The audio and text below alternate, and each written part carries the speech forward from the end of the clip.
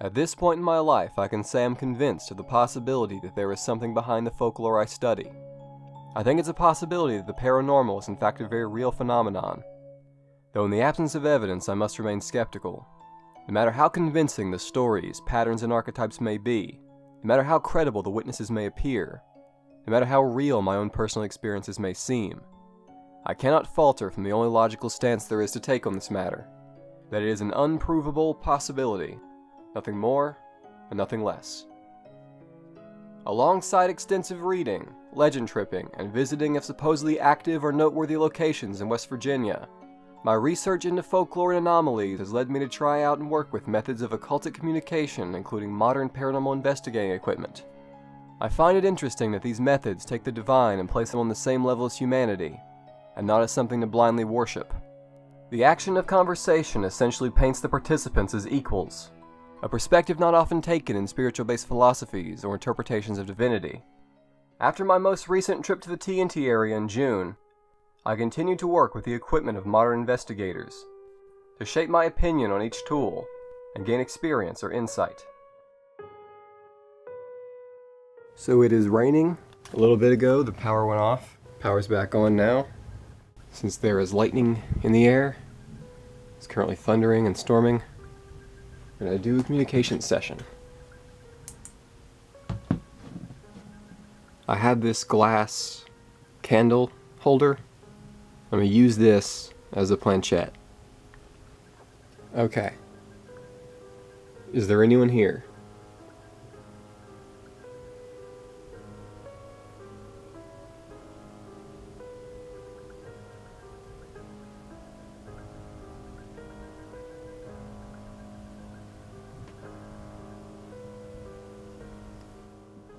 There's a lightning storm going on right now. Does that help you?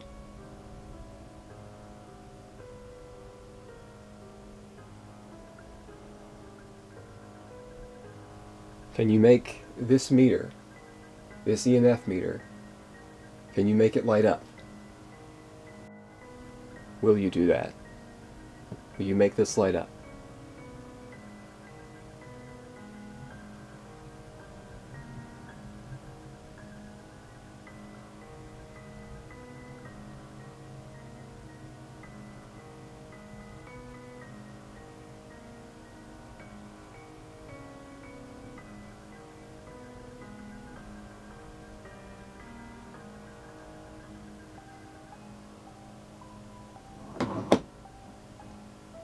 Okay, it went off the board over here.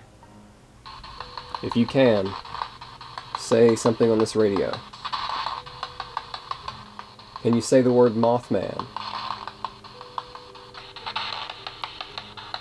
Whoa. What the heck? The EMF meter just went off slightly. Did you see that?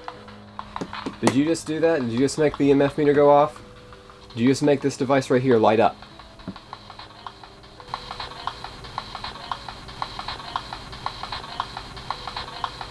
Wow, okay. Is there someone here? Can you make this, can you touch this device and make it light up? Did you make the EMF meter light up?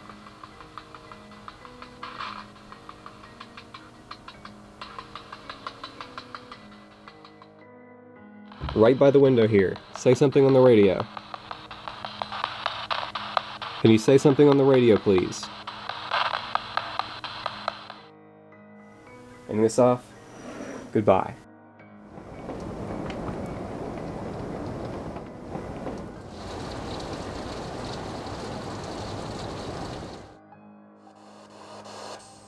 If there's anyone here, please convey a message to this radio.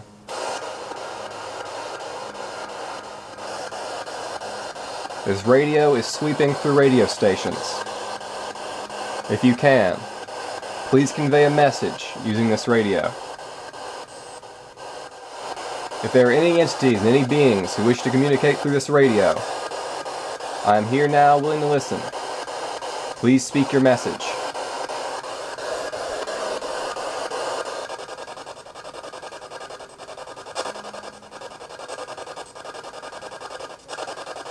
Let me know if you like this setup here with this radio.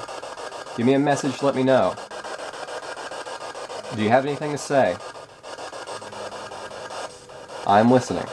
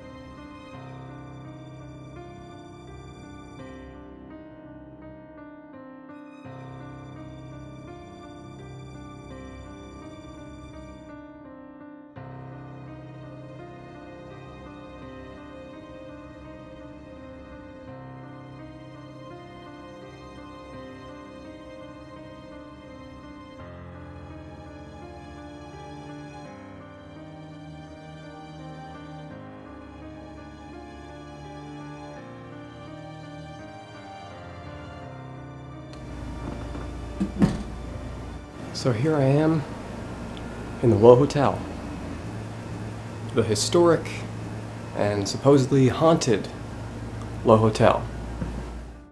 Just now when I was recording, like my eye gets drawn to a specific area, like that doorway over there.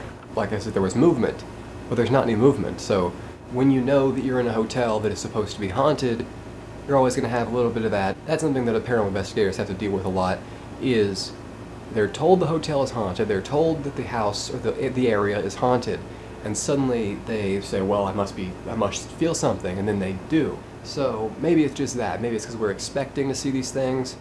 So John Keel stayed here in this hotel in 2003 during the Mothman Festival.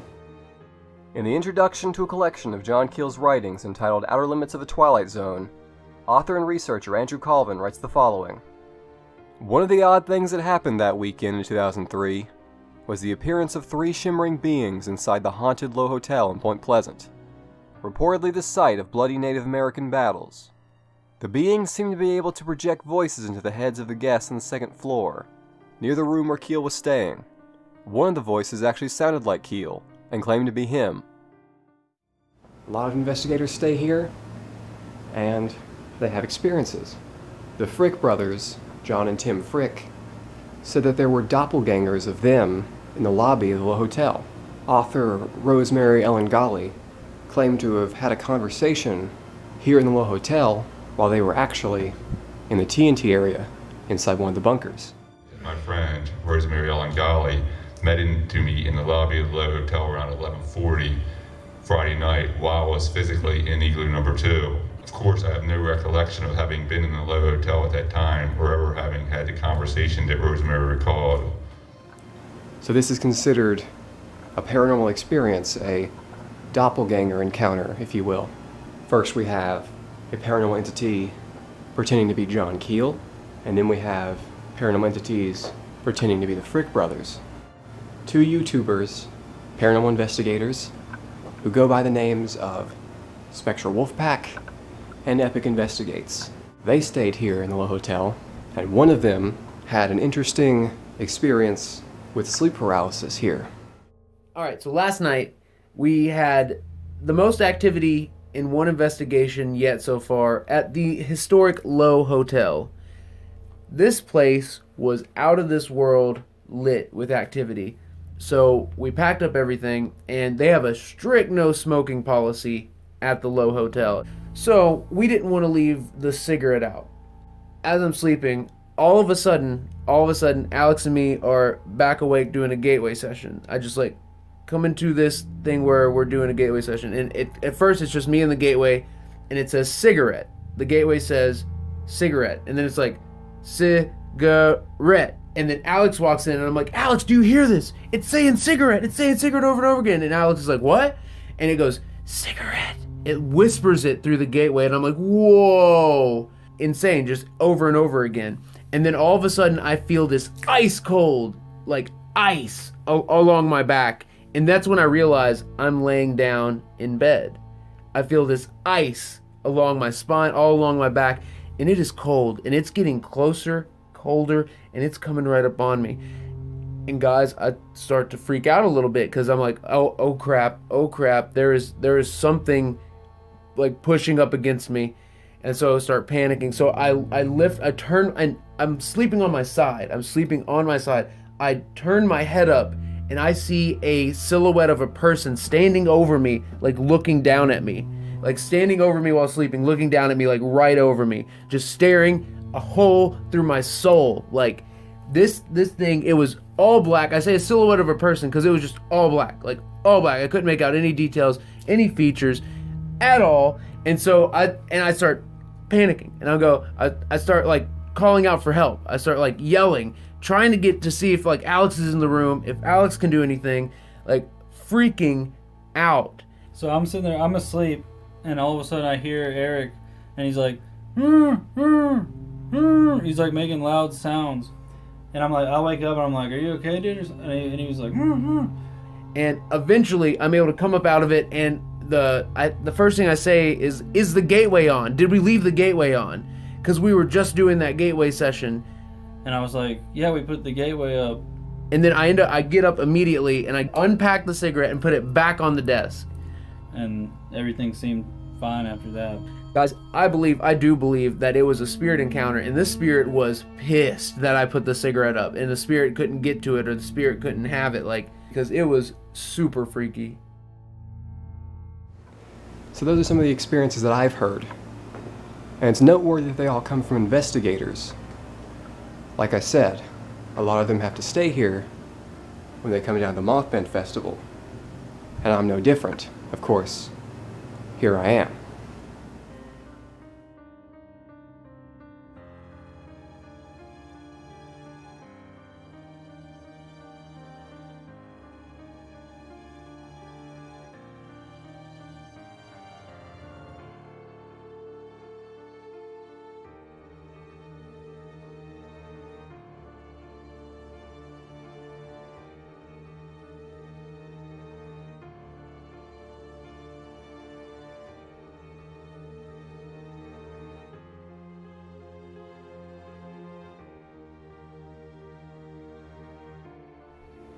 I have a few questions that I would like answered.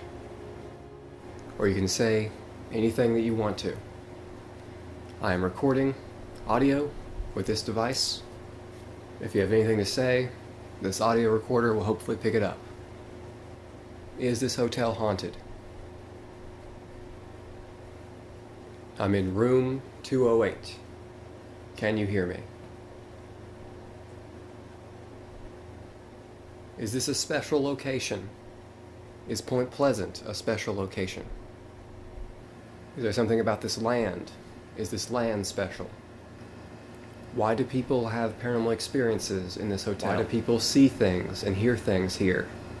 Why do people report strange experiences here at this hotel? Is there actually anything here that I've seen out of the corner of my eye? Do you know about the Mothman? Do you know about John Keel? Do you know about the Mothman Festival? Do you like the festival? What do you think about the people who come here for the festival? What do you think about paranormal investigators? Why do people have weird dreams here? Do you know about the UFOs, the men in black? What are these lights we see in the sky? Why do people report to see UFOs in Point Pleasant? Why did people see the Mothman in 1966 and 1967?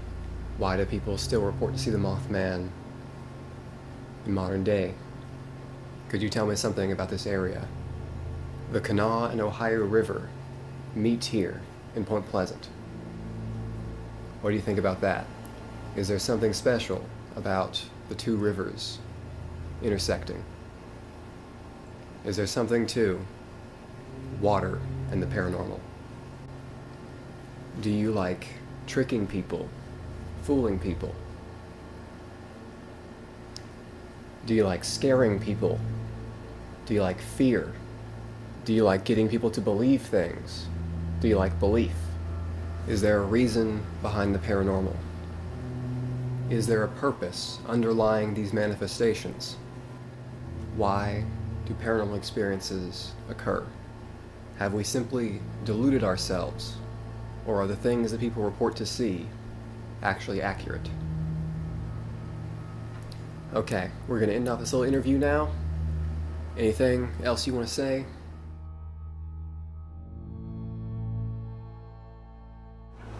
All you have to do is get near it, and the device will go off.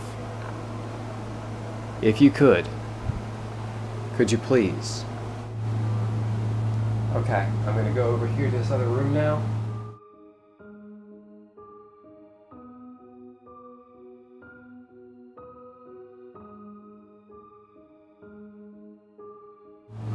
If you want to, you can lay down there.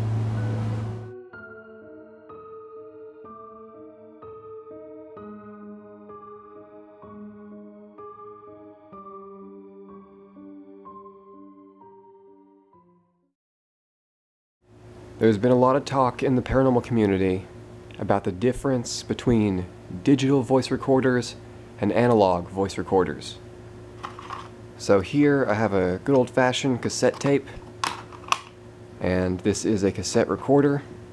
There's a little microphone here, and we're going to do 2 EVP recordings on both of these devices. I'm going to record on this device and this device at the same time, and I'll see if there's a difference. Proximity meter set up here. See if that goes off. And an EMF meter here. See if that goes off. I am recording audio on this digital voice recorder and this analog cassette recorder. Is there anyone here that can hear my voice? Anyone, anything, any manifestation, any entity that can hear my voice? I'm here in the Low Hotel. I'm in room 208. Can you hear me? Does this help you? Does using a tape recorder help you? Are you okay with digital recorders? Do you prefer digital or analog? Is this hotel haunted? Do you know anything about Mothman? Anything you want to say? Can you please say so now? Walking away now. Okay, I am back. So we're going to turn off these devices now.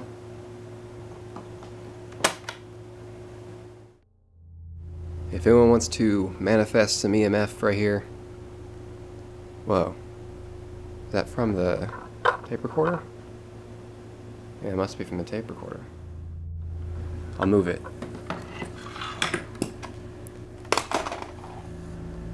Is someone there? Can you make this device go off? I moved the tape recorder, what the heck? Why is this going off? Is it up here? Where is it? Is there someone here? Okay, if there's someone here, can you make this light up again? Is someone here? You can speak into this device. Was that you making the EMF meter go off? It's not doing it now. In retrospect, I would say the tape deck was in fact the cause of the EMF spikes. Despite being moved, I think it was still strong enough to set off the meter at that distance. In other words, not paranormal.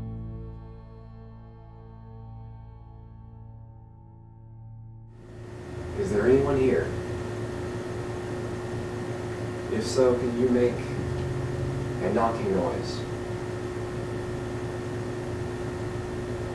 If there is a presence here, if there is paranormal activity here, could you say something out loud? Could you vocalize a message? If there's someone here, could you verify to me that you're here? Show me that you're here. Could you appear to me or say something so that I can hear it? Or simply make a knocking noise like this?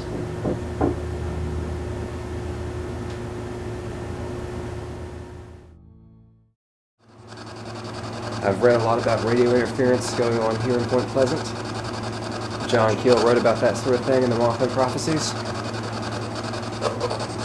So can you do that now? Could you use this radio to communicate?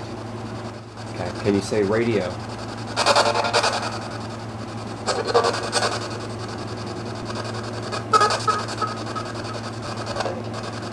Could you say Mothman?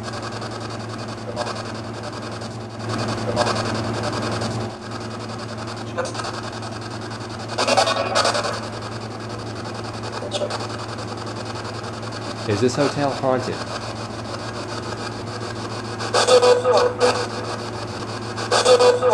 Is the Love Hotel haunted?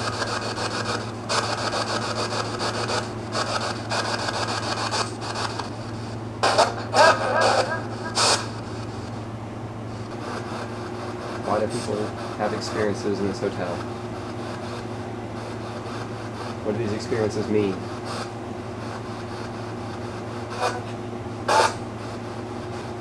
Why do people see spirits, monsters, and UFOs? Where does the folklore and mythology come from? Is there a purpose behind any of this? Is there a reason people have these experiences? Does it happen in our mind or in the environment? Do these things manifest within us or outside of us? These experiences that people have, which side of the eyes are they on?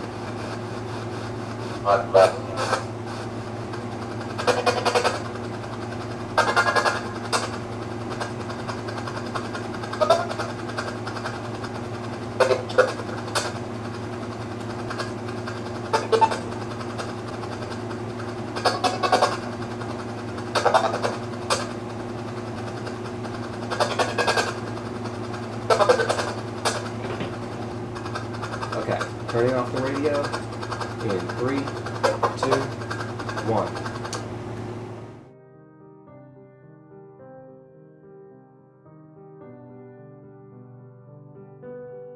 Gonna do a tarot card reading now. Gonna see what we can expect from the festival. I want to know the past, present, and future of the 2018 Mothman Festival.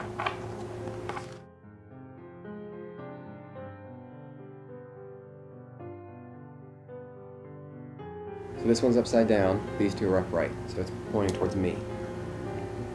So reversed, this one means great joy, happiness, and feasting. We have this one is upside right.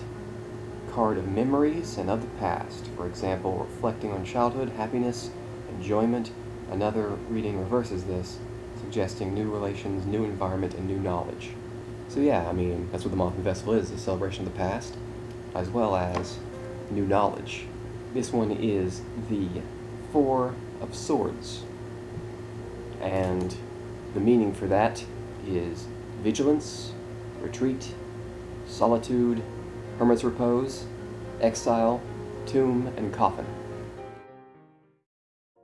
The Mothman is the crossroads of all paranormal. A high strangeness case which involves not just a monster, but also hauntings, UFOs, and other reported anomalies such as psychic phenomena or men in black. Likewise, Point Pleasant is labeled a window area, a place in which these things are all said to occur. Crossroads have quite the legendary status, bringing to mind classic stories. Even the story of Indrid Cold from November 1966 fits this mold, as a sighting supposedly took place before the intersection of I-77 and Route 47, a more modern crossing of roads. The town of Point Pleasant itself sits at the crossing of two waterways, a place in which the Kanawha River and Ohio River meet. The Native Americans are said to have viewed the crossing of waterways to be in some way sacred, and the town's park bears the Shawnee name of Tewindowee, meaning a point between two waters. The Battle of Point Pleasant, which took place on October 10, 1774, was fought here between Shawnee forces led by Chief Cornstalk and colonial forces led by Captain Andrew Lewis. Another noteworthy figure from these frontier times was Anne Bailey, who took up the fight after her husband was killed in the battle. The town is quite literally built upon a battlefield. In the 1960s, reporter Mary Heyer diligently wrote for her column entitled Where the Waters Mingle. She strived to keep up with the constant reports of UFOs and other strange things going on in her small town. She sat there in front of her worn-out typewriter, here at the crossroads of history and mystery, where reality gives way to absurdity and folklore forms naturally. in the place where the material and immaterial cross paths, where the ordinary meets the extraordinary, where human beings encounter something else.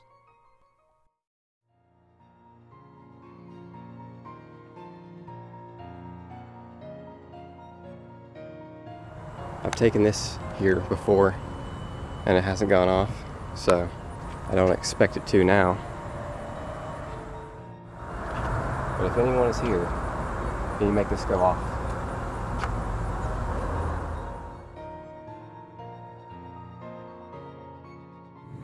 Verify that someone, something, anything is here. Can you verify that? Where are you from? If you are indeed here now, have you always been here? Is there something to this land? Is it a special land? Is the meeting of two waterways important? Like crossroads, intersections? Does the material and the immaterial cross paths and intersect?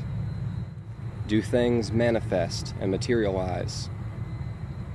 Do things become form, become flesh, take shape and become physical? The monsters and the spirits and the UFOs that we see, do they materialize? Can you tell me that? Do things materialize and incarnate from some force beyond us?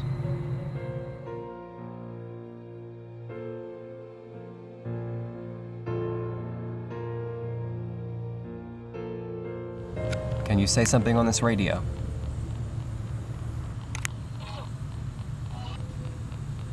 Can you tell me something about the battle? Did you see the battle take place? Tell me something about Point Pleasant. What do you think about the rivers? Is there something special about the rivers meeting? Yep. Is this land holy? Is this land haunted? Is there a difference? Why do people see monsters, spirits, and UFOs?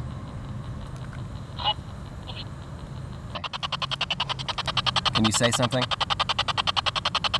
Do you like this location? What do you think about Tawindaway? Is water related to the paranormal? Do you know about Mothman? What do you think about the people that come here to this park? Should people investigate the paranormal?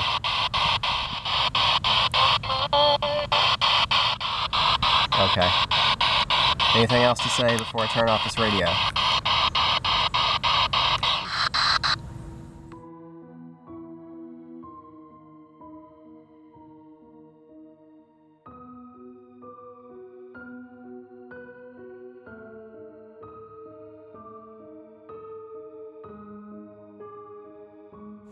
Is there anyone here who has anything to say about Chief Cornstalk? About the great Shawnee Chief, Chief Cornstalk? If there's anyone here who wants to say anything by this monument, please say so now. The three-story brick building which stands by the state park began as a grocery store in 1854. The store changed ownerships in 1906, then became a storage facility in the 1940s. In the 1990s, the near-rundown building was donated to the town of Point Pleasant, which brought it back to life in 2003 as the River Museum. It would seem that most locations in Point Pleasant naturally have stories of hauntings or strange happenings. In Volume 2 of Fireside Folklore of West Virginia, author Sherry Brake writes the following. Visitors have reported a shadowy figure milling about, who appears just out of the corner of their eyes. The most talked about sighting is that of a worker wearing some white overalls. It is rumored that a previous worker in the building's past matches the description of the spectral man that is seen. On July 1st, 2018, the news came in. The River Museum had caught fire. The electrical fire began on the 3rd floor and worked its way down. Considering the building was filled with local artifacts and material related to the Silver Bridge, historical items were surely lost or damaged. Though thanks to the efforts of firefighters and other volunteers, many things were saved, and the loss wasn't as severe as it could have been.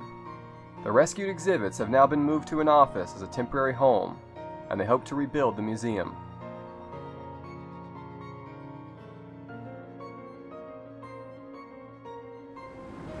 Can you tell me something about the River Museum?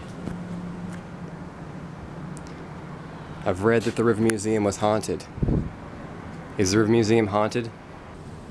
If you can, could you verify that you can hear my voice? Can you tell me why the River Museum burned? Do you know anything about the River Museum and the fire? Any kind of knowledge? Anything to say at all?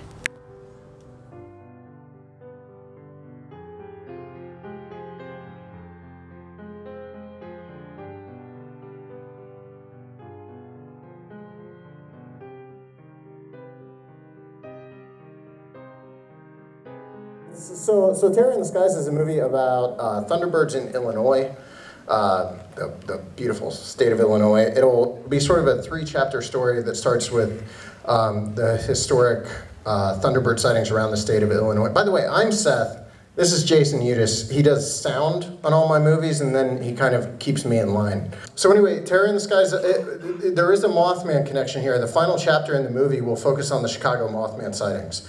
So if you're familiar with the sightings that have sort of been taking place in Chicago, we're going to heavily focus on that in the final chapter of the movie and how it ties into the whole Thunderbird phenomena as a whole. So if you're a Mothman fan, Mothman aficionado, this will be a fun movie for you. And I'm calling it sort of a spiritual sequel to the Mothman in Point Pleasant, which was our 4th movie. We were constantly being asked if we were ever going to do a sort of a follow-up, can we show that, to the Mothman in Point Pleasant. So in 2020, we're going to make the Mothman Legacy, which will focus on sort of the sightings that took place after the 66, 67 sightings, but it will also act as a companion piece to the Mothman in Point Pleasant, and it'll sort of fill you in on some of the subjects we did not get to really dive into with the Mothman in Point Pleasant, such as, like, there was a lot of Men in Black activity. We didn't get to much of that in our film. We're going to focus on some of that. We're going to focus more on the UFOs. And it will be a pretty cool sort of continuation of what we started with the Mothman in Point Pleasant. So between these 3 movies, between Terror in the Skies, the Mothman Legacy, and obviously the Mothman in Point Pleasant, we're going to have actually sort of a trilogy of Mothman movies when it's all said and done. So enjoy.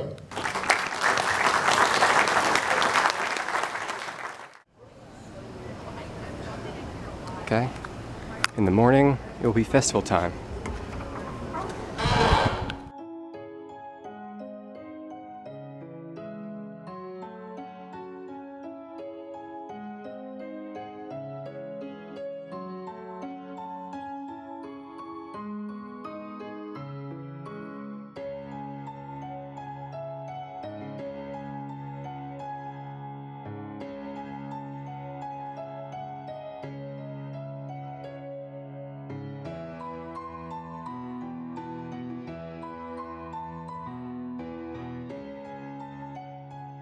Mothman Historian, hell yeah. It's That's pretty awesome. cool. Yeah, it's nice to meet you. That's pretty cool. Yeah, nice to meet you. Yeah, so I really like your channel, how you do the monsters, spirits, UFOs, and cover the full range. Yeah. Do you think that these things are interrelated, like connected in some way? I do. Specifically, like some of the creatures in the UFO stuff, because a lot of the times you'll have both of that kind of activity in the same place. Personally, I do think that there is some kind of otherworldly or some kind of paranormal aspect to Bigfoot. I've heard stories of people hearing Bigfoot screams and whoops through the spirit box. Sometimes they're just there and then they're just gone. Yeah, I think the same with UFOs. They like appear and then disappear. Yeah, the ones that I've seen, I saw one day and I saw it was like moving around all crazy. I reached over to grab my camera and when I looked back it was just gone. Usually people just stick to one thing, but you're like a jack of all trades, so that's really cool. I like to cover every little bit. I mean, I'm interested in all of it. Even like weird, like stuff like fairies and really just anything like in the realm, man.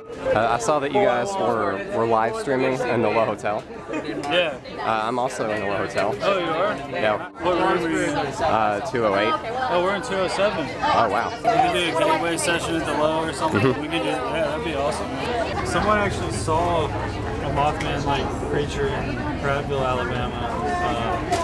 I think last year or the year before. I found out about your channel through Alex's channel. Nice. Thanks. I think you have the best setup for the radio there on YouTube. Hey, we're going to be using that tonight. The gateway.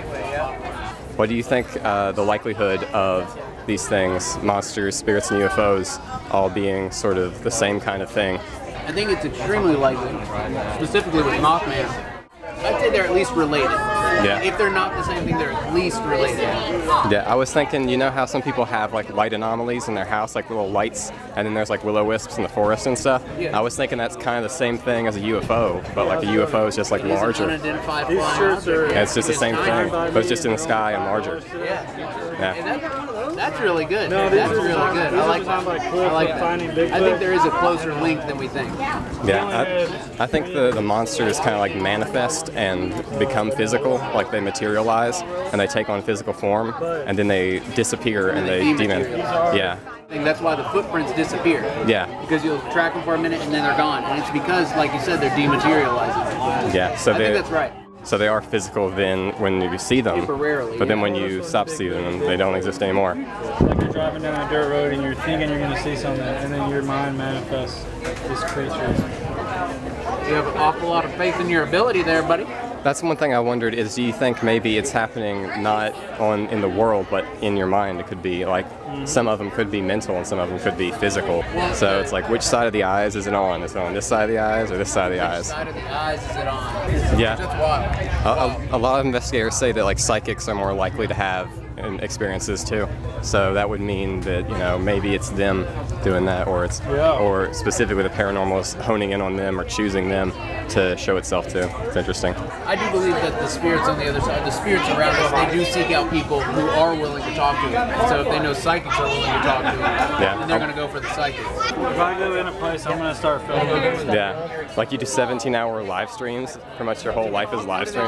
What do they say? Yeah, that camping stream, I'm going to do more stuff like that. But yeah, I just go and stream the whole time. And I was filming the camera too, trying to catch. What do you think about the idea that these things, the spirits, are manifestations that aren't dead people? They're like something, just, you know, from this force. That could be possible.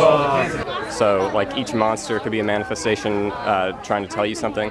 Like Mothman is an omen of doom, which is like a message in a bottle, essentially, to tell you something. That's like divination, where you like try to get messages from the divine. The idea that these things aren't spirits, though, they're like manifestations from some state of energy or force beyond ours. It's kind of like a controversial idea. What do you think about that? Well, I think when the truth comes out, it'll be controversial. I think the more controversial the idea or opinion can be, the closer to the truth we will get. Yeah. These could be parallel manifestations. These might not be people we knew before. These might not be spirits of things that ever existed here. Yeah, I was these thinking could be crossover manifestations. I was thinking they play the roles of these historical figures and people. You know, they pretend to be them. Yeah, that's a big theory right now. That's a real big one. That's my theory that I like the most. That's the one that I go with. It sounds amazing. I need to look into it more. What was his name? John Keel. He's the guy that wrote the Mothman prophecies. John Keel. I consider myself a Keelian investigator, so I try to investigate the way he did. Nice. That's awesome. Okay, fist bump. Boom! Okay. Tonight we're going to be investigating the Low, dude. Yeah, I okay. can't believe you have 208. That's awesome. Yeah. We're right next to you.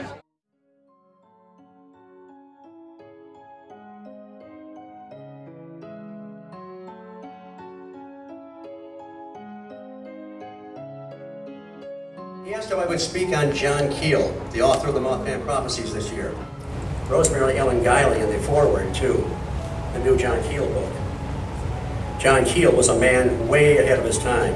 He saw the big picture, the interconnectedness of all paranormal phenomena. And what I say, he was a real trailblazer in a time of fixed and stagnant thinking. The man who laid down a solid foundation for following generations to emulate. Here's to John Keel, the mentor I never knew. Everybody say, hear, hear. Here. Thank you very much. Yeah, Yeah, I really liked your speech on there about John Keel. Oh, well, thank you very much. Yeah, it's really cool. I'm a big fan of John Keel, and I have a YouTube series called Into the Mind of John Keel. Oh, really? I talk about John Keel. What's it called again? Into the Mind of John Keel. Okay, is it on like YouTube? Yeah, it is. Okay, I'm a huge fan of John Keel. Huh? Do you want a picture together? I can take it. But this Yeah. guy has a web series about John Keel. Okay. Yeah, I only have the first episode up, but I've been working on it. Okay, excellent. That's really good. Do you? I don't know if you realized it before, but did you feel that John Keel was being lost for a while? I mean, or maybe you're too young to see that. But I was in kind of despair, thinking like people don't know him. Not all his books are being reprinted, you know. Yeah, well, I got into this stuff like around after I got out of high school, but I got into it because I found John Keel's books in the library. Right. So, you know, I just sort of read cool. that. Yeah. Well, have you read some of his articles? You know, all those anthologies. Yeah, those are collected by Andrew Colvin and some of his books. Right. So I've read tons of those. Yeah, good stuff. And I consider myself a Keelian investigator. So I try to do things from his worldview. You know, so John Keel. Well, so many people have followed in his footsteps. And that's why I talked about, you know, Nick Redfern and David Paulides and Rosemary Ellen Guiley saying he was ahead of his time, and he was. Because there are some people out there trying to tear him down still. Yeah. Because he talks about things like outside of their worldview, mostly. Right. Yeah, I agree with his ideas about the paranormal. I think it is manifestations from some force, and that it's not. I don't think it's the ET, or I think it's dead people, or there may also be some other intelligence involved, but he was so on the mark about the way this thing would. I love the term. I didn't use it in the talk, but transmogrify, one of my favorite words.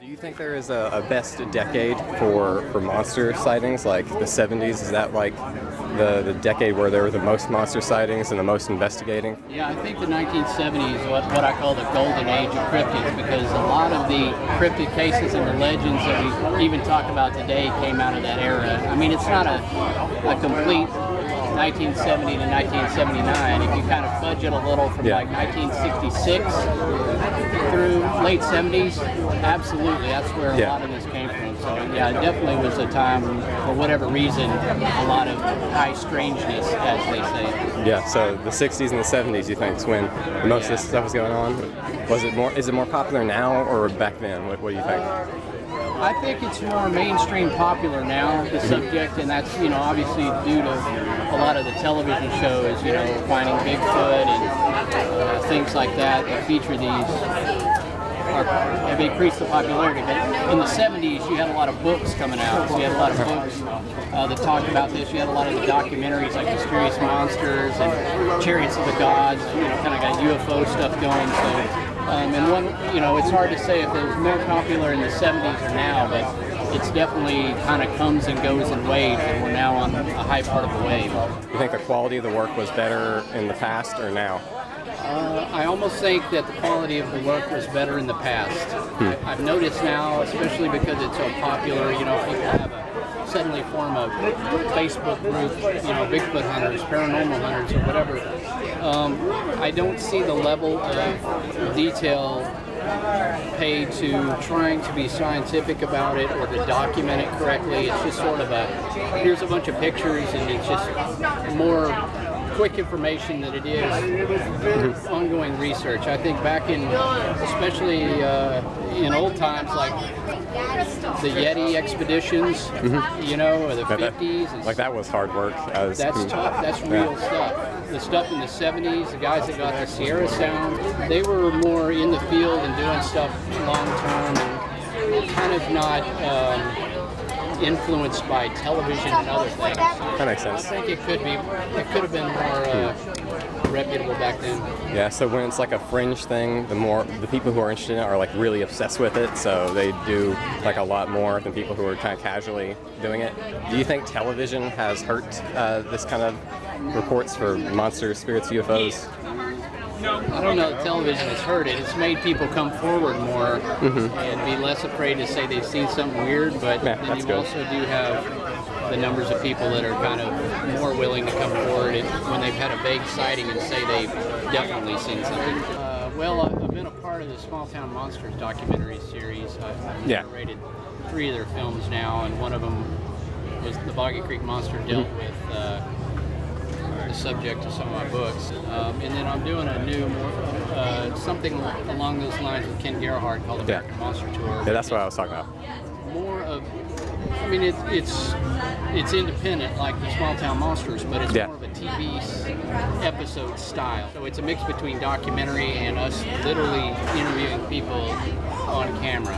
The point here being that when we do this independently produced, which we have the power to do now, we don't have to answer to networks. Yeah, exactly. Make stuff up. We don't have to change things for their fickle taste. We can show what we feel is engaging and the documented facts and interview compelling witnesses and do it all on the road. I know you're from Texas, but do you know any West Virginia groups, like Bigfoot groups?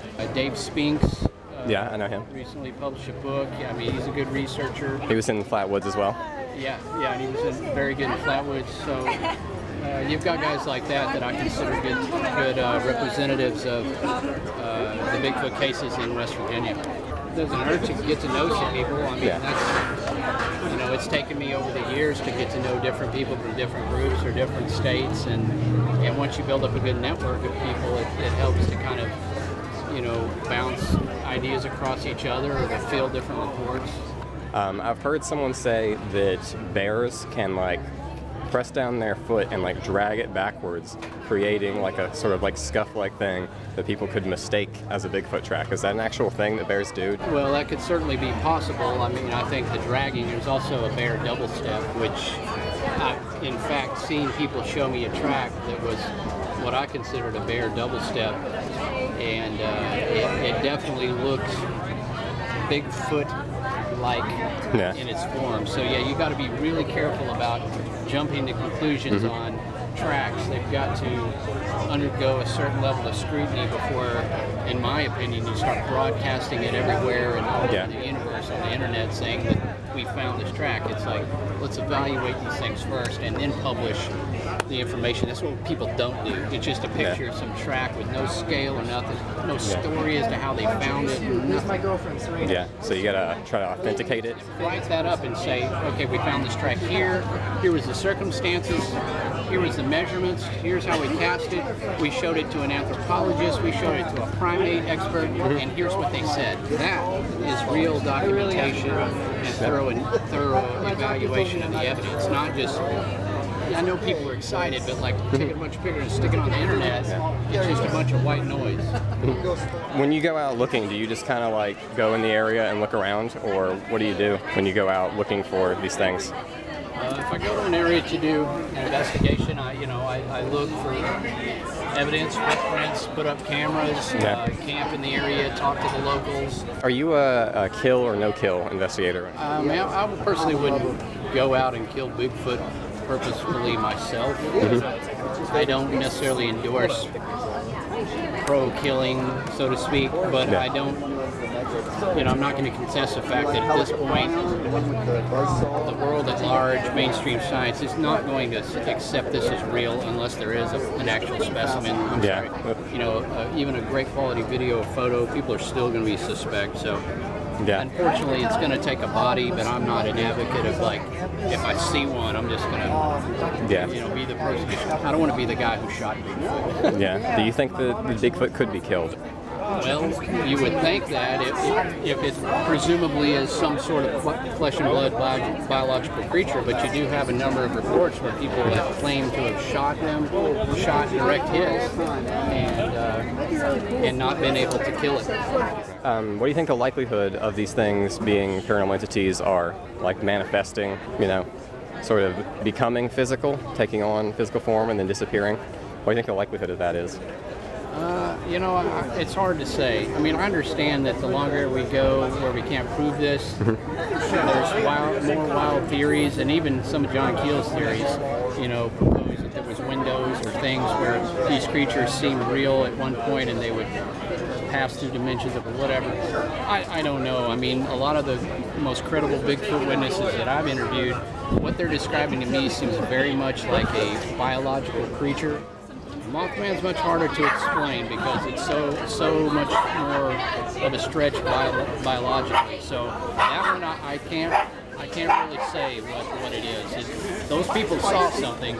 I just don't know what it was. Okay. But do you think we'll ever find a body, like just, you know, natural causes somewhere? I would think we'd find a body, but you know, I keep thinking that every year. Yeah. So far, no body's turned up. Okay. Well, thank you for answering my questions.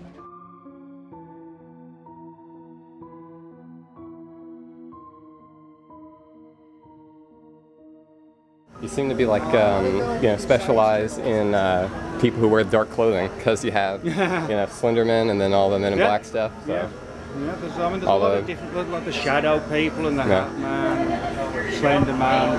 They're all kind of similar things, you know.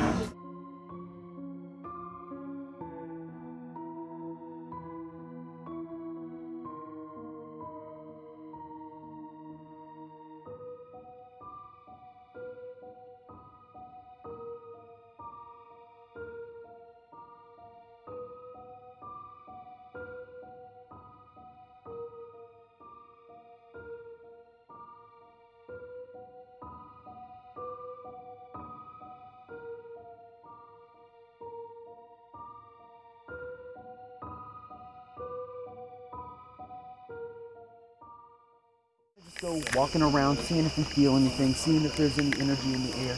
Let's see what happens. Let's see what's popped off.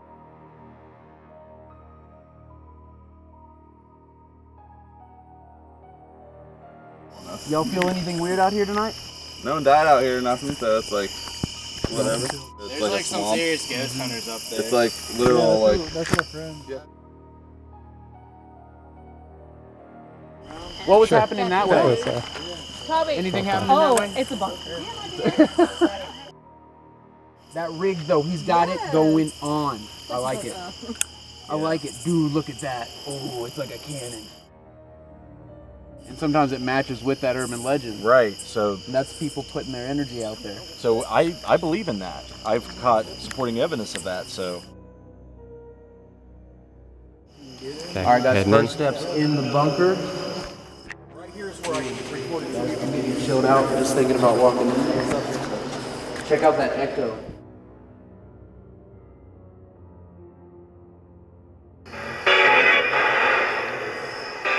If you can hear me, can you please come through and say hello, loud and clear? Awfully quiet. I think we can hear you, but I just want you to confirm. If you can hear me, if you can hear us, can you please come through and say hello? Hi.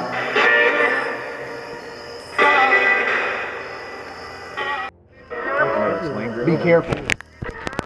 Be careful. She just said be careful. I fear Mothman. That just said I fear Mothman. When we review that, I guarantee you that's what it said. I fear Mothman. Why do you fear the Mothman? Some people speculate that he was trying to help and that he was trying to warn of the collapse of the bridge.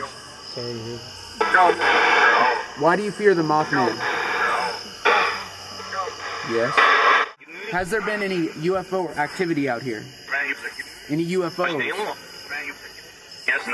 Yes, no? Yes, no? Yeah. You said they were invisible.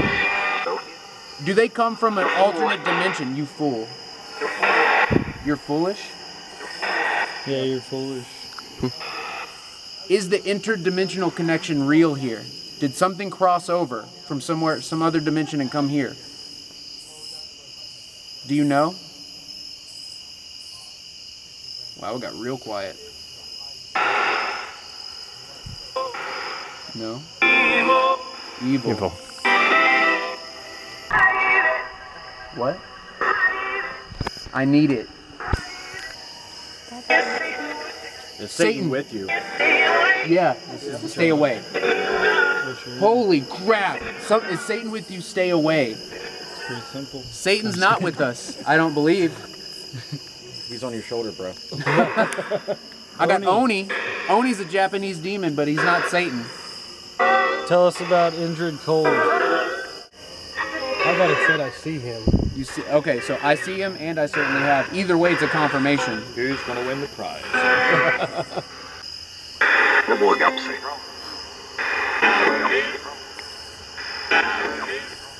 Was Indrid Cold human? I was going to point out that before, when you started talking about the interdimensional connection, it went silent, and then it switched to talks of being evil and demonic. What? So they're hiding something then? That's the only reason they would do that. Are you hiding information from us? Man, imagine if there's like... No. That did sound like no, didn't it? We feel like you're trying to lead us. What do you want to tell us? Good one. You're willing to come through and talk. We appreciate that. They killed him? Is that what he said? Something happened out here. The Mothman was here. Indrid Cold was in this area. The Men in Black. We just want to know more.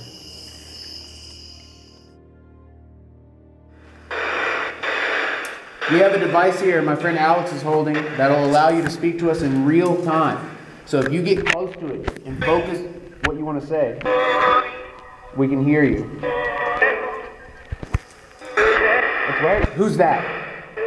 Who is that? What? My name's Eric from Epic. I'm Alex. We got a group of friends with us. Justin. And if there's anything you want to ask us, feel free. We'll answer anything. Can you hear us okay? Also, if you can touch this, Ooh, nice. that would be great. You get the Mel rim.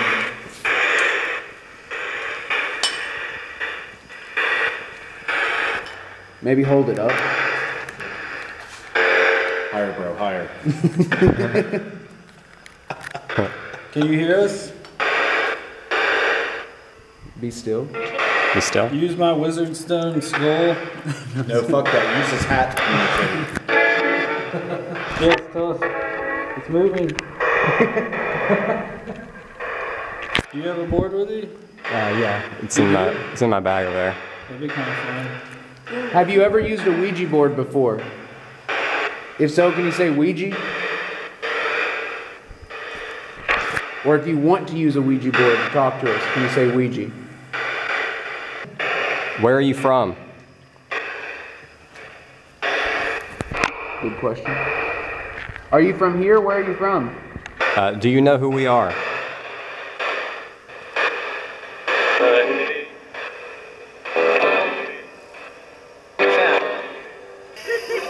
Well, big feet.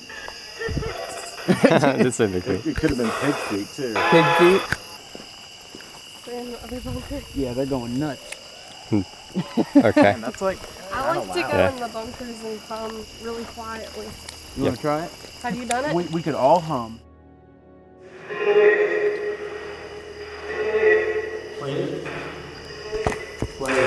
What are you wanting us to play? I was just thinking in my head if we should do a Ouija board session. Did you just say the Ouija board? It sounded like the Ouija. Alright, let's I want to try that humming thing. Harmonize. So while we do this, this will sound weird, but let's focus on imagining the spirits coming in here and talking to us. Like just visualize the spirit, the entity, Mothman, anything coming in here and talking to us.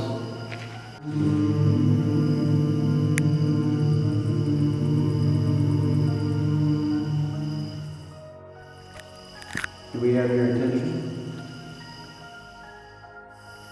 My name's Eric. Can you hear me?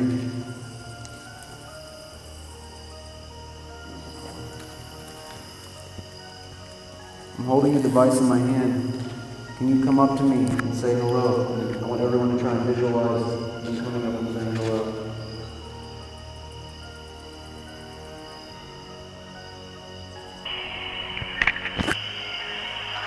There's a faint something there, but there's too much noise, too many ghosts. Alright, let's, while we set up the Ouija board, let's keep the gateway going. Have you ever used a Ouija board before? Yeah. Alright, let's do circles just to charge it up.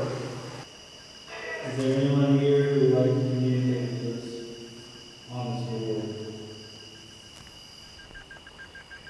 Ooh, laughing. That was laughing. Dude, I got that freaking nervous feeling, dude. Who is it? Is there anyone here with us? If so, can you move this glass on this board? Is it moving? That was weird. I thought it just moved.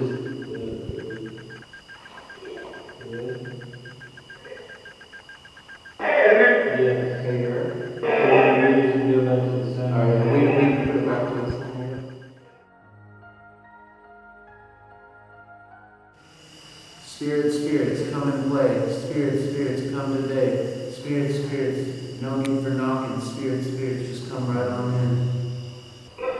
Are you still here?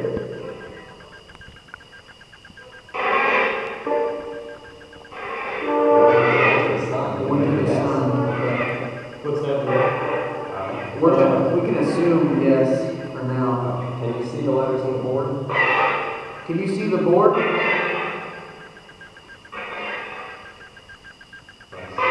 That went straight to yes, okay. You just say, oh no, we're moving it back to the sun. Yeah, we moved it back to the sun. Are you human? It said no through the gateway. Did you hear that? It just said no through the gateway and went to no. That was crazy. What's that mean? Are you attached to the land that we're on? Are you attached to the land? What's it on? Try saying it again. Are you attached to the land?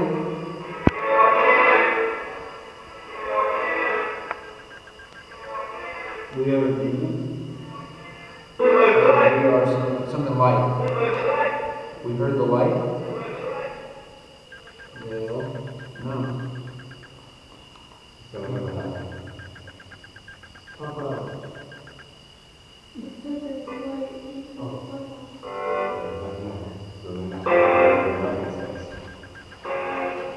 Still moving over nothing? I still want to know, are you attached to the land? Are you ancient? Have you been here for a long time?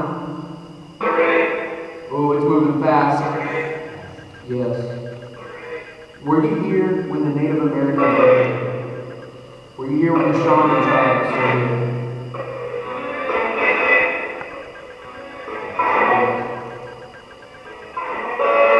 If so, can you tell us, did the Mothman date back before this land was settled on? Was the Mothman here when the Native Americans were here, when the Shaman tribe was here?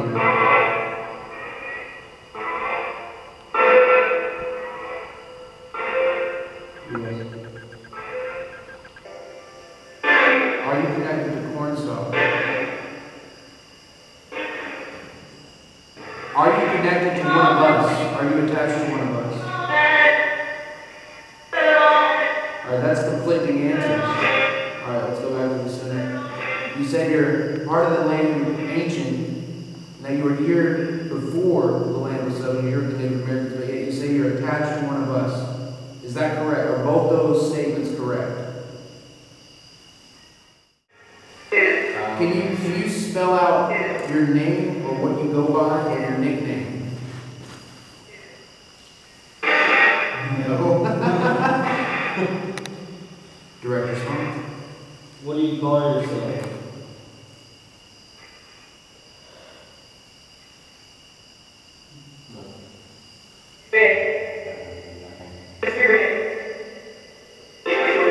Do you call yourself nothing? Alright, let's center it back. I know a couple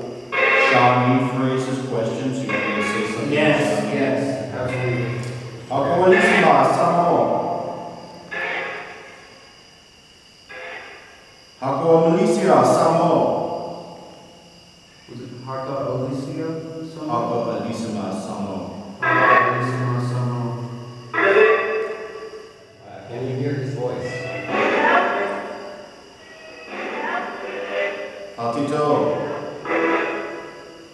They say I can hear your voice. Okay. Let's ask, can you understand that language he was talking in?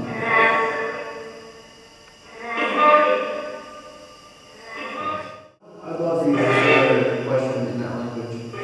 That's the only one I know right now. Okay. What I basically ask is, are you doing good? Are you doing fine? Let me ask this, do you protect this land? Are you a guardian?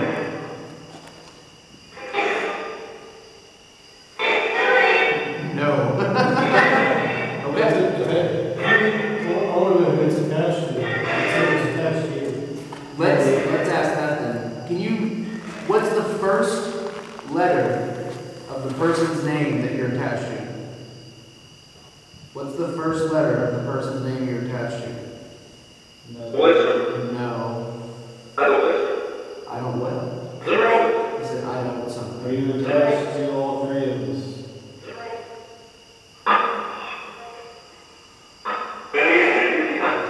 Are you attached to us because we're using this board right now? Is that why you're attached?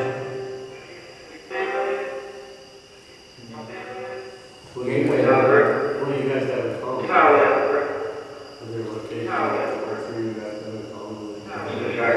Well, the well hotel. That's the only place. Are you from the Low Hotel?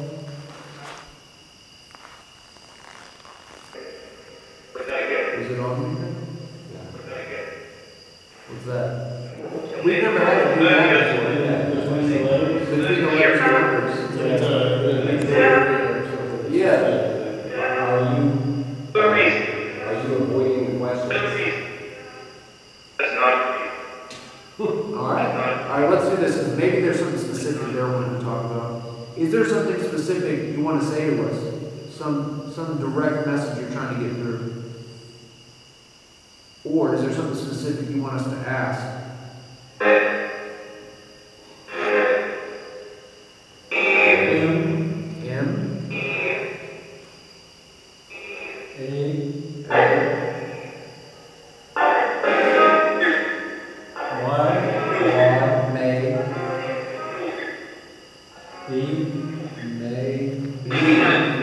No! That's awesome. That's a 5-letter word. Sounds like a laugh. Yeah, I heard laugh. That's a funny answer. So, we asked if there's something specific they want us to ask or talk about, and they said maybe. Did you respond like that because you want us to keep talking? You want us to keep using the board? Is this a game to you? It said yes. It said yes through the gateway. Did you hear that?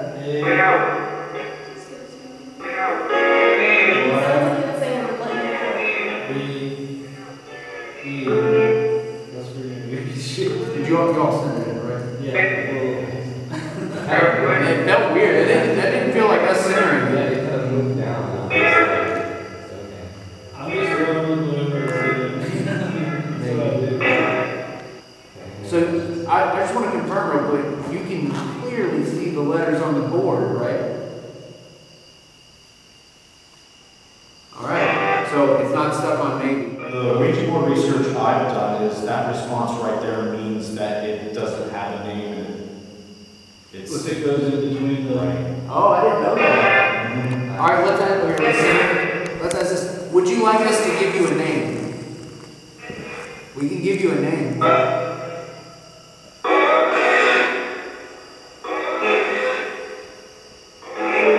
What was that? It's going back.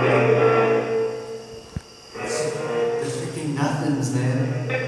Or do you remember having a name? No.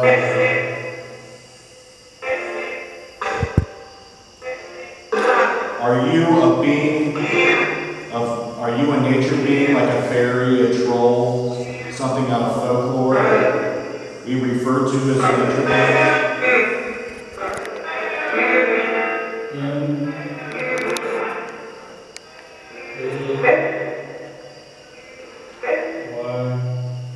Oh, can you guess what's coming?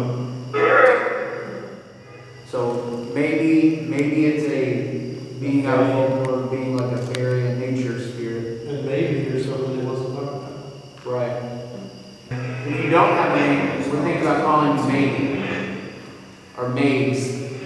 Is it okay if we call you Maids for short? Are you okay with that as a nickname? Maids.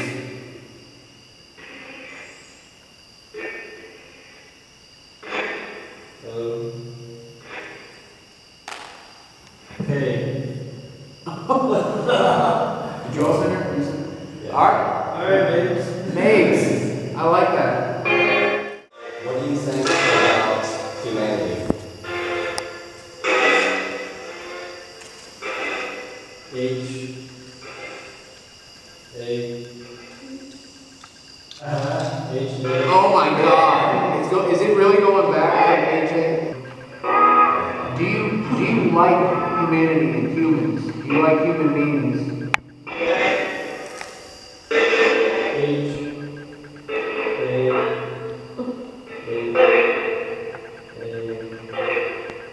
Did you guys say that? No. Dude, is it centering on its own? Okay. Are you laughing at us? Can I ask, Yes. can I ask a question with my mind?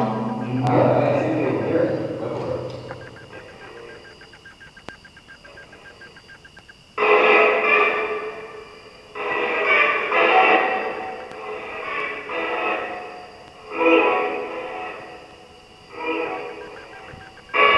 What is it doing?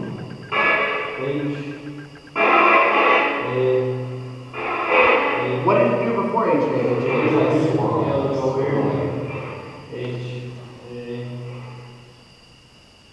Can we ask next? Was that you all? No. What did you ask? I don't want to say it. Oh, you want to say it? I want to ask something else again. Are you doing another mental question?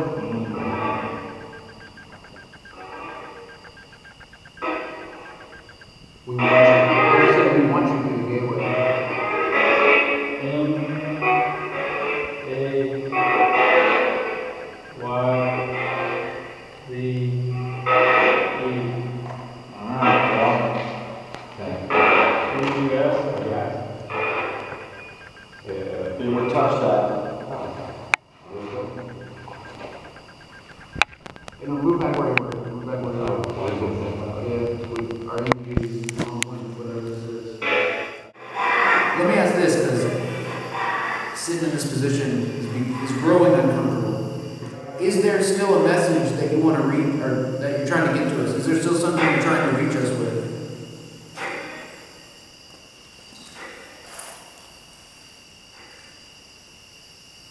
Where's it going?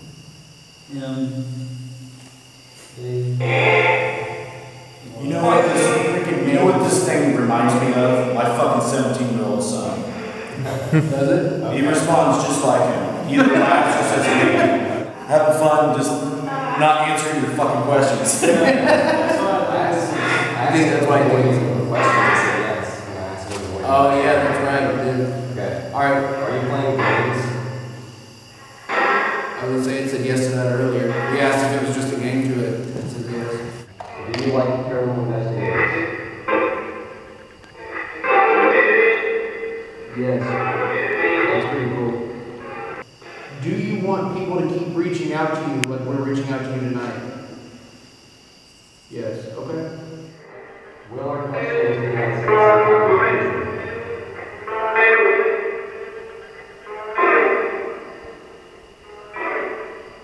Alright, thank you for talking to us. We're going to leave this here for a second. We're going to keep our hands on it and see if you want to spell anything. See if you want to reach out anything, okay?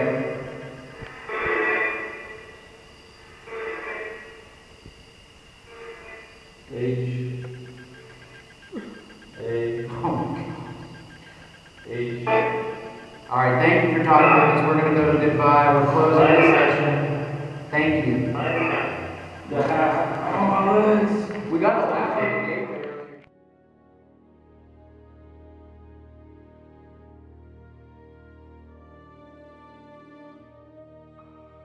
They were like, did you go to the bunkers? No.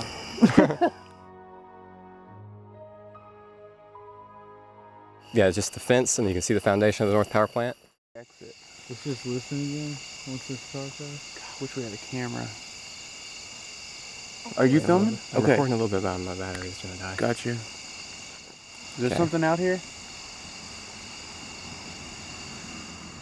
Yeah, so we've heard the fence clink, we've heard dragging sounds, we've heard what sounds like footsteps, and they're getting closer. It was definitely more of a, something in the gravel. Like, and there's gravel all through here. Could be a normal animal. Let's get the lights out, listen again. They're on to the moth, and then something after it. Hold on.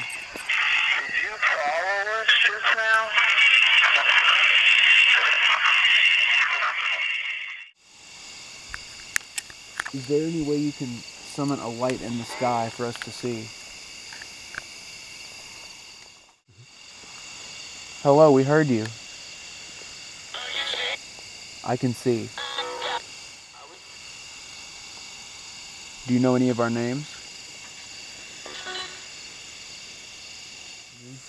Alright, we gotta head out, but can you tell us, do you know what happened here and why we're here?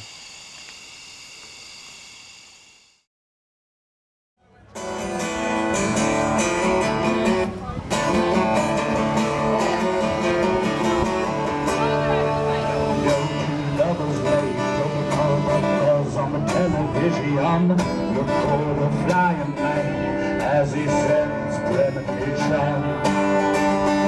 Does he live near the canal on munition? Did he destroy the silver bridge or save the city's on?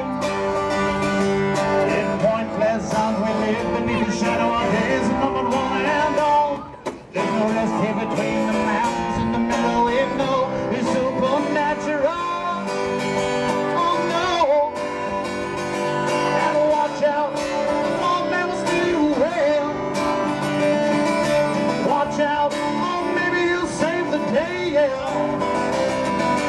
Watch out, is he friend or foe? Who knows?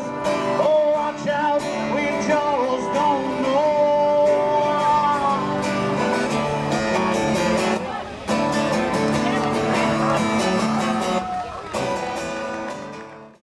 Like, what's some of the big things about filmmaking that you've learned during making the movies? The biggest is kind of making do with what you have and embracing your low budget. You have to figure out an aesthetic within the film you're making that will sort of incorporate that tiny budget into it. Like the perfect example would be Bray Road, where we were originally supposed to have like a really expensive costume, and there was going to be this werewolf in the movie, and like we were going to spend all this money, and then the money ran out, and we didn't have the money, so instead we made do with like a $5 werewolf mask that we bought on Amazon that we modded out, and it works in the context of that movie. So it's all about embracing the budget you have. I think if you're a director, the most important thing I've learned is to make sure you're treating the people on your crew and like the people that are involved with your project right. That you're being nice to people. Because as a director, that's the hardest part of it, because you're trying to keep everything, especially with our stuff, like you're trying to keep everything from flying off the rails. It's really easy to get frustrated and upset. And I've talked, especially in the paranormal world, I've talked to one too many people who are trying to make documentaries or movies or whatever about the paranormal who can't quite wrap their brain around the fact that they need to learn how to fill all roles that are needed.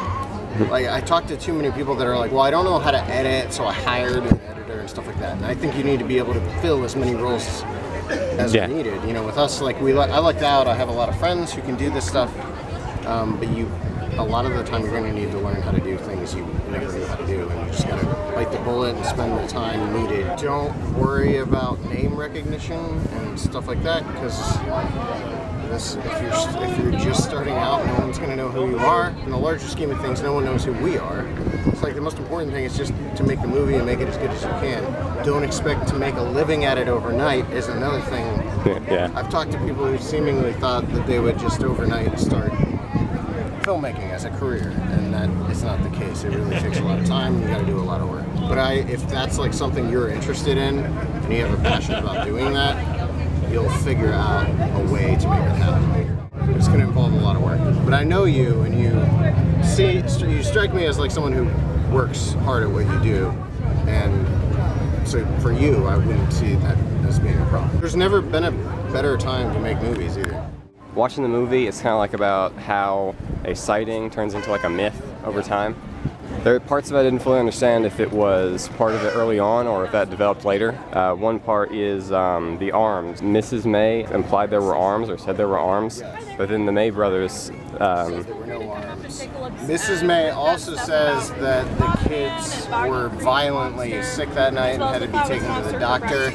Both brothers do not remember that happening. There's a lot of different elements to the story where people don't necessarily agree on what happened. Okay, because I was wondering maybe if that was like the newspapers or the investigators afterwards that said that she said that. It's hard to say. What muddies the water on that one is Gray Barker being involved. Yeah. I have read interviews years later where she was still saying about there being claw-like hands and arms. So. Did the May brothers actually say that it was red and green? No, they said it was reflecting the green on the ground. Maybe a sort of metallic silver that was reflecting the green on the ground. The grass or like the bushes and stuff like that. The smell thing, was that early on still there? So that was always part of it, but I think it was... It's got exaggerated over time? It got exaggerated to an extent. There's a book called Alien Flatwoods Monster that I've talked about. Yeah. The author and his family were driving through Flatwoods when the object was seen going overhead. Their car stalled and stopped. They smelled something when they got out of the car. So that there were other people in the area that were saying that they still smelled something. Yeah, or like, they did smell something on, around that night. And someone that actually went up the hill said that even when they went up later in the evening, the smell was still there. To me, the way it read was that what Mrs. May perceived was maybe different from what everyone else there perceived. Yeah. Like she was perceiving it as sort of like a horrifying monster, and maybe the rest of them weren't. I do think though the monster angle was really pushed by the newspapers. Yeah. So it's hard to say. I would think that some of that monster stuff originated with Mrs. May. So that means that we have two confusing names, Mothman, who is not a moth, and the Flatwoods Monster, who might not be a monster. Yeah. So, you said you're going to cover, you said the Chicago Mothman thing. Yeah. Do you think that that one should be called Mothman? Because I've heard it called like the Chicago Phantom and that sort of thing. Like Mothman's already not a moth, it's kind of already a misnomer. Sure. So I don't want to contaminate other reports with that name because it's confusing. The thing is though that people, so always keep in mind who our primary audience is. It's not our main audience is not you or me or like cryptid or paranormal enthusiasts. It's like a general audience. Mothman will help people understand that this is a project they're going to want to check out. As far as the Mothman's involvement in the movie, it's kind of this is the way we're planning it currently. It's sort of like a 3-chapter story with the final chapter being focused on the Chicago sightings. The final act will almost turn into sort of a dispute between various researchers about what's actually going on. It is definitely the movie as a whole will play into the overall Birdman, Thunderbird stories that are told in the Mothman of Point Pleasant. Because like Bigfoot started off as just the case in California, and then the whole region, like everywhere, calls it Bigfoot now. So I don't really like the idea of every flying creature being called Mothman. Yeah, and there have been flying cryptid reports. Yeah, it's like Houston Batman. Yeah, things like that. So I agree. What is it that made you guys go to the Mothman to do the movie? Because you had 3 movies about hairy humanoids, and then you went to Mothman, and that's kind of like branching out a little bit. What made you guys do that? Just boredom. Yeah. Like you get a little bored with one subject. A lot of times when they do documentaries, it's people who care about the subject matter, so they're kind of just trying to get the information out there, but they're doing the filmmaking second. We just talked about that. Information it's funny forward. You say that. We were just talking about that. They're more passionate about the subject, which is great. It's really great to be passionate about it, but they're not as passionate about the filmmaking side of it, or they could be passionate about the filmmaking side of it, but they don't have the creative instincts maybe that you need. You see that with books too, because there are people who want to document the information and get the information out there, but they weren't authors to begin with. Yeah. But then you have people who were authors to begin with, and then they got into the subject matter, and they make some of the best content. Your films have like the cinematic sort of, you know, actual artistry to them. Cool. So that's what I like the most about them. Has there been anyone in here with us today or tonight or last night? I woke up pretty recently. Can you come up to me and say hello? Get them something. It says get them, and then crazy how weird that sounds like.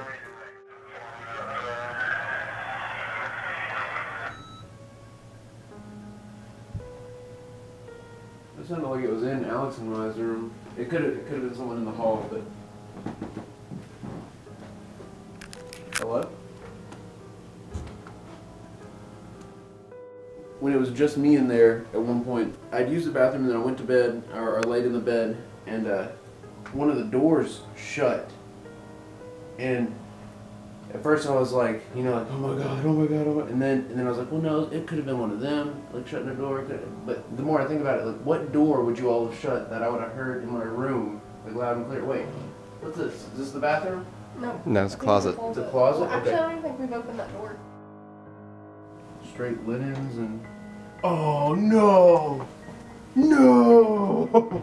Oh, I'm wearing this outside. Oh my god.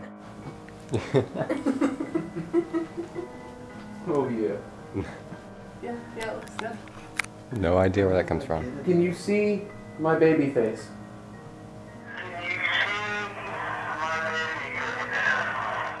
Thank you for talking with us.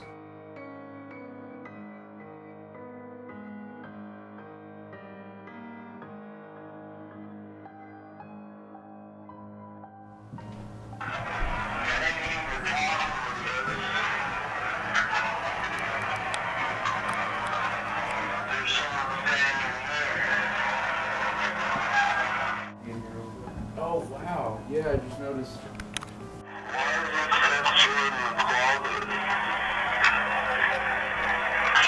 Alright, we're gonna bust out another device called the Gateway.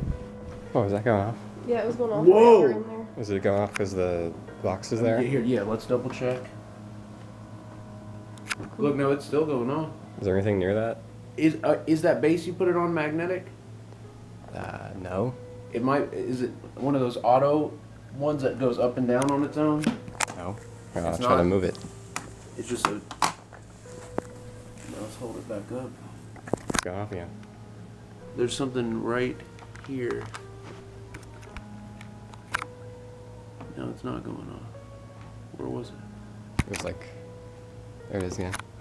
What the? Yeah, it was getting like the high spike while y'all were in there. Yeah. Whoa. Whoa. I'm moving the rim pod here. Okay, yeah. There's nothing there, right? Is it my phone? No, it's not my phone. And we're not live streaming, so that wouldn't affect it. Okay. Let's move this ion box just to see. What was that? Did y'all hear that? I'm in the hallway. Was that the hallway? That sounded like a, or like the latch. Oh, I just got chills. I just got nervous for the first time. It sounded like maybe a little lighter. All right, let's So that's the second time I've heard a noise back this way. The EMF's not going off now. I wonder if whatever was there went over there and caused that noise. Actually, I don't think. Yeah. Ion boxes don't mess with EMF meters. They mess with REM pods. Nothing changed and it stopped going off. That's weird. All right, if there's someone here, can you make this go off? Can you make these lights light up? I don't even know if you were intending to, if you were trying to get our attention, or what the deal was, but you were lighting it up really good. So, ooh, Whoa, there it goes. it went. There it goes. Did you hear that laughing? Yeah. That was like a kid laughing. Did you hear that? Bro, it just went.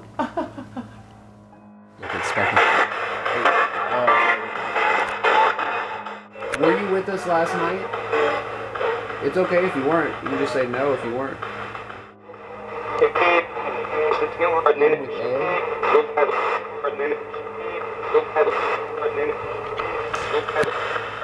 I mimic. It said I'm having a hard time manifesting. We're Did having it? a hard time manifesting. Holy crap. What's giving, is something giving you a hard time? Why are you having a hard time? Do you look at this hotel as some kind of opportunity? Things spiking again. K2's going off. Whoa, it was. I saw that. Yep, there it is. There it is. Yeah, in the middle of the room too, guys. That's another thing I want to point out. In the middle of the room, there's nothing around it. Like, it's wild. It's like we're trapping him in the bathroom.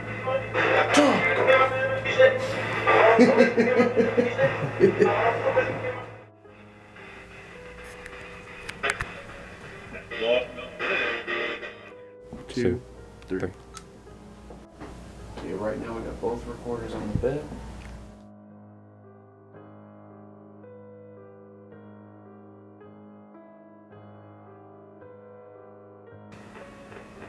Is there anyone in this room?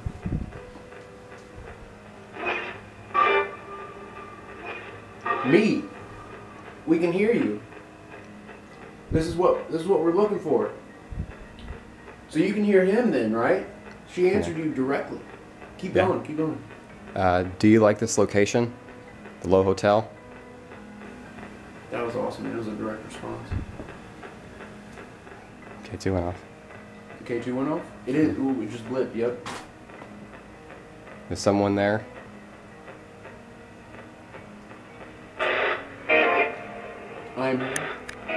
Or no? Do you like that people stay here? Do you enjoy having so many guests? If you want. So yeah. Yeah.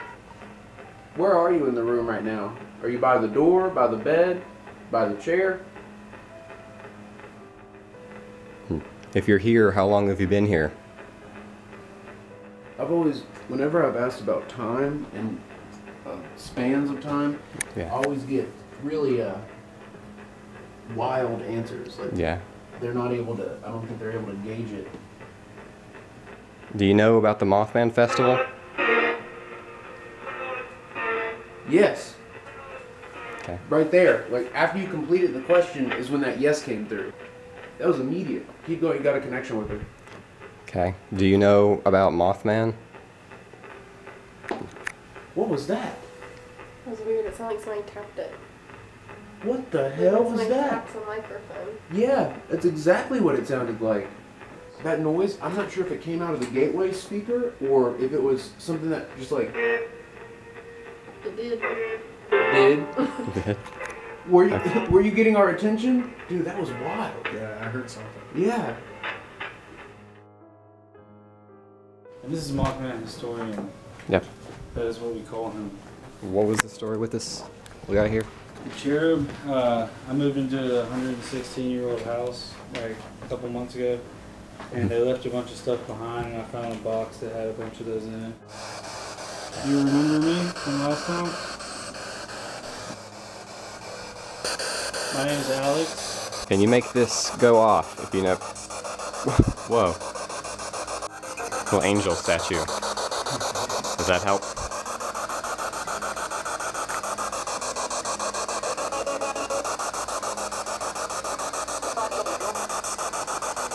Okay. Is there anything you want to tell us?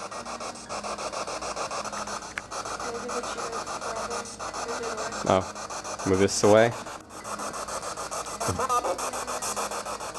What was that? Problem?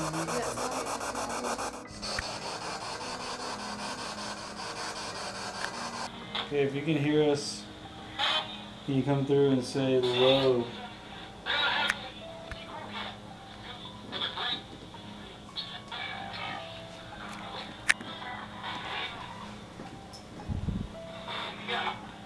Can you say Mothman?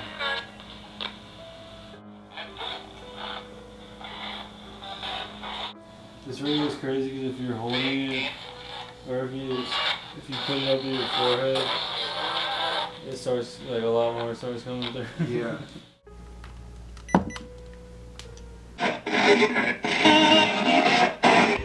Can you hear us?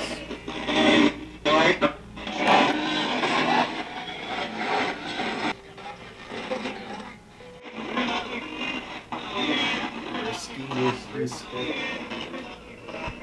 What's risky?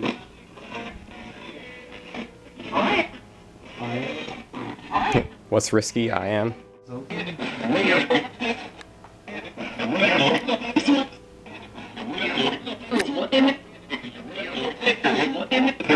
Something go look in it. A lot of voices coming through. Can you guys talk one at a time? What do you think about this area?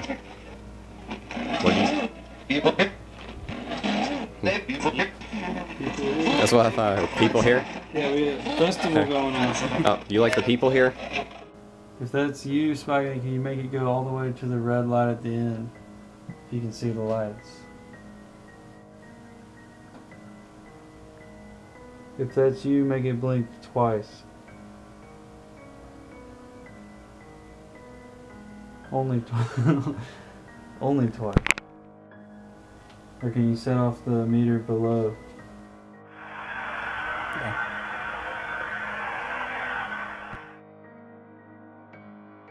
Is this Mabes from last night? Was there something that made these meters go off and that talked to us through the radio that is still here?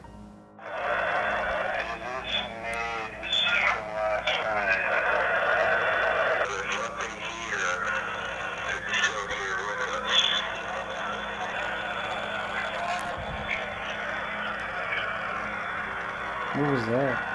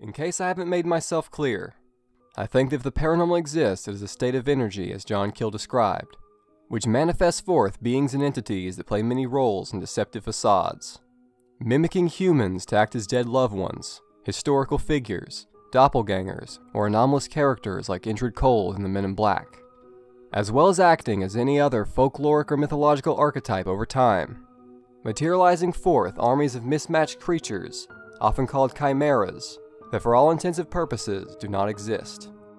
Arranging appearances of long extinct or out-of-place animals, as well as countless other anomalies and miracles, that act as pieces of propaganda for whatever their agenda may be, preying on the power of belief to manipulate human beings like some mysterious Trojan horse, acting in their own self-interest, either simply messing with us for fun, or marching us towards some horrid destiny or fate that we can only speculate the nature of. What I've learned from my experience thus far is when it comes to paranormal equipment, new and old, random is the name of the game. Like the shuffling of the tarot deck, or the random muscle movements that guide the hand on the writing board, divining rods, or pendulum. Like the random background noise and static that generate the supposed EVPs, or the random radio stations that produce words or responses. These coincidence generators all function by the same method, randomness. And the subject tries to interpret these random elements, to make sense of it all, and organize this hectic chaos into an orderly system, a conversation, or a message. The classic art of divination has certainly continued into the modern era. Among the paranormal investigators of today, it's mostly audio-based. I'm firmly convinced at this point that if you have a clear audio recorder with no static and no background noises present, you will not get an EVP. In the past, researchers claim that spirits put the messages on the magnetic tape of the old cassette recorders. Then with digital recorders, they claim they somehow manipulated the microphone, or the device itself. I think it's very possible that if spiritual beings exist, they mess with electricity, causing power outages, battery draining, and so on. But I don't think that this supposed electronic voice phenomena is a product of that kind of technical interference. I think that EVP is better classified as background noise divination. The percipient is interpreting ambient noise and static from the recorder, which is why some favor the old tape recorders that produce more noise, and why some researchers use static generators to aid in EVP recording. Which brings me to the next item, the radio. Once again, I don't think that spiritual beings are manipulating the device itself or the radio waves. I think it's simply shuffling through radio stations, and what you hear is short audio clips from the radio stitched together and interpreted into short messages. Radios can still receive signal without an antenna, and sounds played backwards can still be interpreted as messages. It doesn't produce just words, it produces random syllables. The participant listens closely, trying to sort out the static, like diviners staring at tea leaves or gazing into a crystal ball. This is radiostatic divination. When it comes to audio recorders and spirit boxes, I don't think it's the spirits affecting the devices. I think in those cases it might be something spiritual affecting you. I think if the paranormal exists, it is a subjective-based phenomenon. The interpretation is where the magic lies, possibly divine messaging. I think the mind could be tapping into something or vice versa, tuned to the psychic frequency and connecting to the paranormal itself, a mysterious and unknown state of energy. While in the Low Hotel, I took advantage of the room's mirrors to do some scrying. Another method of divination that involves staring into a mirror or reflective surface. Essentially, it's the ancient art of staring at shiny objects in a darkened room until your perception fails you. Obviously, anything you see won't be on camera because it's illusionary, but it can still be a fun experience to try out. The patterned curtains behind me provide an excellent base for images, and the shadows cast upon the face tricks the eye into seeing things. At one point, the background behind me seemed to turn into a giant skull, with the windows as eye sockets and me sitting in the center. At one point my hair seemed gray, my face looked more ape-like or skull-like, and I faded away into the darkness surrounding me. Diviners have been doing this sort of thing since at least the invention of the mirror. They considered it spiritual, but to me it looks more like an optical illusion or a trick of the mind. Though it probably does tap into the subconscious to create some of the images you see. Perhaps that's where the magic lies, but nonetheless, visions seen during these sessions are certainly not real. I most likely won't use this method again, considering there's nothing I can do with it other than recite what I saw. Divining rods, pendulums, and talking boards all clearly make use of the ideomotor effect. I think at this point that cannot be denied. I am entirely convinced that the answers received through these methods come from within the mind. Whether this is a paranormal occurrence or not, I'm still open to. It's definitely the hands that move the planchette on the Ouija board and turns the dowsing rods. The real question is what moves the hands? Simply the random micro movements? Or something more? At no point during the use of these methods do you ever feel like you're the one moving the object, but deep down you know you must be. Is this an illusionary conversation with yourself, or communication with something speaking through you? I've become quite a fan of the talking board, and hope to start collecting them. I think it could be the best hands-on divination tool. Rods and pendulums are difficult to hold still, and only work well with one person. Not to mention the traditional purpose for dowsing rods is to find water. Tarot cards can provide interpretive messages, but it's not exactly a conversation. It's more of a statement, a fortune, a single reply to a question with imagery. The talking board is perhaps the most practical use of the ideomotor effect for the express purpose of communication. It features a full alphabet and number system, instead of just yes or no. Resting your hands on the planchette is more comfortable, and since your hands move along with the piece, holding perfectly still is less of a concern. It's especially fun to use with multiple people, and it's a good excuse to stay in one place during an investigation. The Ouija board has an interesting history and evolution, from table tipping to automatic writing planchettes to the modern day board. Even over 100 years since it was popularized, it's perhaps the best that can be done by analog means. These methods are all clearly a mental and interpretive phenomenon, and if it is just the subconscious acting in an entirely normal way, that is still interesting, perhaps more interesting as a source of information. One could look at these items as an extension of your supposed intuition, but then again I advise that no one should fully trust knowledge that is obtained this way. Investigators must listen, consider, but never believe. In the aftermath of the 2018 Mothman Festival, Eric and Alex repeatedly heard the name Mothman from their radios, enough for the pattern to be noticeable and even alarming. After seeing red eyes in the forest on a few different occasions, Alex posted a video theorizing that Mothman himself might be following him. I offhandedly mentioned to Eric in one of his live streams that John Keel considered Wednesday to be a day when these things are more likely to occur. This led to Eric changing his entire streaming schedule and investigating the Wednesday phenomenon firsthand. On Wednesday, October 31st, 2018, I put together Keelian.org, which I hope to do great things with and turn into a useful resource of information on the occult and the unexplained in a uniquely Keelian way. I also have other projects in the works related to it as well. As of now, it's simply a proof of concept, but time will tell if it can reach the potential I have in mind.